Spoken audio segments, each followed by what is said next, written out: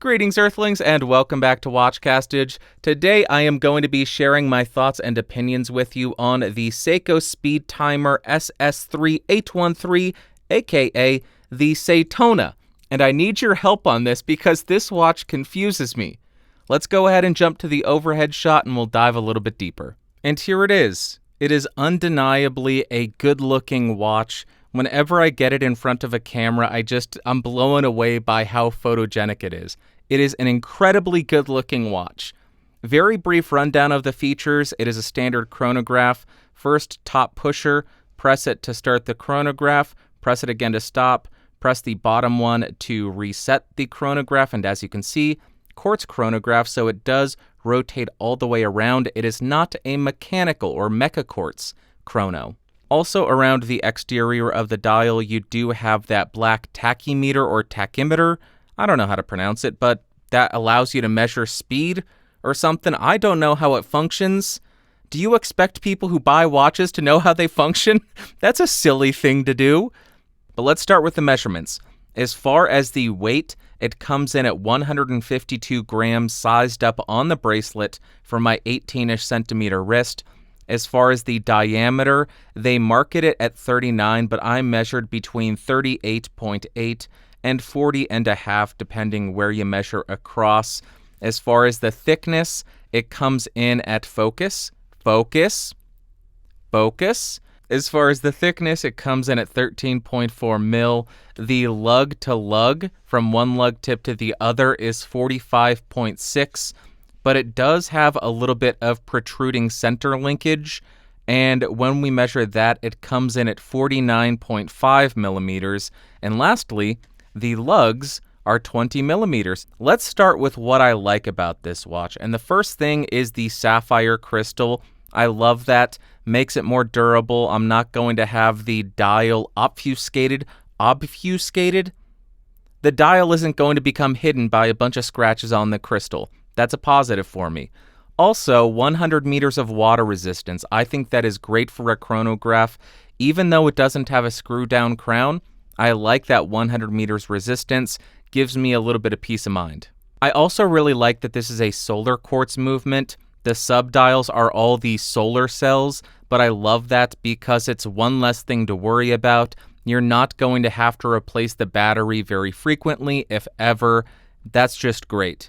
I also like that it does have the date complication, but I will discuss that a little bit later. I also like that they painted the hands black because that increases the contrast to make it much more legible. I've struggled to read some white dial watches. With this one, I don't end up with that issue. Then when we look at the sub-dial at the 6 o'clock, this actually serves two functions. First, it's the running minutes hand for the chronograph, but when the chronograph isn't running, this is the power reserve, so it actually does have a power reserve indicator. I just find this really useful, so if you haven't worn it in a while, you can look and say, oh no, I need to throw this in the sun for a couple of days to charge back up. Just a really nice feature to have. Something else that I really enjoyed about the watch was the applied index at 12 o'clock. That just gives it a little bit of a premium feel. And all of the indexes are extremely nice to look at because they do have these really nice high polished sections which just reflect the light and look awesome. But then let's talk about what I don't like about the watch, and the very first thing I noticed when I took it out of the box was the bracelet and the case. The bracelet and the case do not seem to match. They seem to have different finishes. The bracelet just does not seem to fit with it. It is a very strange decision. It seems a lot like an afterthought. Doesn't seem like they really thought it through. They needed a bracelet and they grabbed one that was already made. Also, I absolutely hate that the clasp only has 2 micro adjust holes and there are no half links on the bracelet. I found it impossible to get a proper fit on my wrist, so that just detracted from the enjoyment of wearing it a little bit more. Also, at certain angles, I did find the date wheel a little bit difficult to read because it is sunken down quite a bit. It's not the biggest con, but it's something that I noticed and I did want to point out. And the last quantifiable thing that I didn't like about the watch was the lack of lume on the dial. Yes, it is very good lume. The hands are lumed and you have 4 pips at the 12, 3, 6, and 9. but you aren't able to get any orientation on the watch just by looking at it because all of the lume pips are exactly the same. And just for some context, here is how the watch looks on my 18-ish centimeter wrist. You can tell that lug tip to lug tip of, 45.5 mil works perfectly for me, and those protruding center links do not cause an issue. Let me rotate it. There you can see the thickness. It does seem to hide that 13.5 millimeter thickness pretty well. Rotating around a little bit more, there's the signed Seiko buckle, and it is that push-button deployant clasp. Rotating back, there's the thickness one more time, and the front of the watch. Really a great-looking watch. It's undeniable. It does look good. But the reason why I sounded hesitant when I said that is there are intangible or indescribable things about the Seitona that I just don't like. And I don't know what they are because I should love this watch. On paper, it is amazing. It is darn near flawless on paper. It is an incredible everyday watch because it has a sapphire crystal, 100 meters resistance, it has a solar quartz movement. I was getting accuracy of plus 5 seconds a month. All around an amazing watch. But over the 3 months that I've had this, I think it's about 3 months I've had this, it's been on my dresser, and I've never really wanted to wear it after the first couple of days. It lost the luster. There's something about it that just doesn't work. So I pulled out the Dan Henry 1962 and put that next to the Seitona, and every day, when I had the choice between the two, I was going for the Dan Henry. Even though on paper the Dan Henry is technically inferior to the Seitona.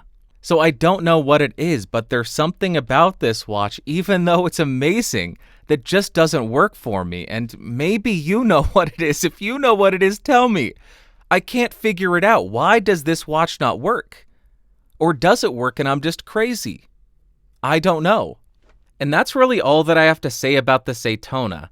I know it may not be satisfying getting such an inconclusive review of the watch, but this channel is just my experience and my journey into watches, and sometimes they just confuse me because I should love them, but I don't. And that's really all that I can say about it. It is a technically proficient watch, and it is undeniably a good-looking watch, but I found myself not wanting to wear it. That's my experience with the Seitona after 3 months of ownership, something like that. I guess that concludes the review, but if something does change and I end up falling in love with it, something just clicks, I will make a follow-up video and let you all know about it, but in the meantime, it's going back in the watch box for the time being, so it's going there anyway because I have to review other watches as well, but that's my experience. If you liked it, go ahead and give me a thumbs up. If you hated it, give me a thumbs down. Let me know what you think I could do to improve in the comments down below. And I know this was a little bit less structured than my prior reviews, but I'm realizing that people watch dozens of reviews about watches that they're researching, so my videos don't need to follow the same structure as other YouTubers. You can get specific insight from other YouTubers and then just hear my experience about it. And that's why I was okay being a little bit less formal with this and having a bit more fun over the last couple of videos. I was going to end the video there, but I wanted to address why I wasn't wearing my standard green hoodie. It's because I was eating Totino's pizza roll. Can you tell? I am a big old chunky boy. I was eating Totino's pizza rolls like I'm a 14-year-old stoner, and I spilled the filling on it, so I put it in the wash. I'm a disgusting grown man eating Totino's pizza rolls. Okay, that's it. Bye.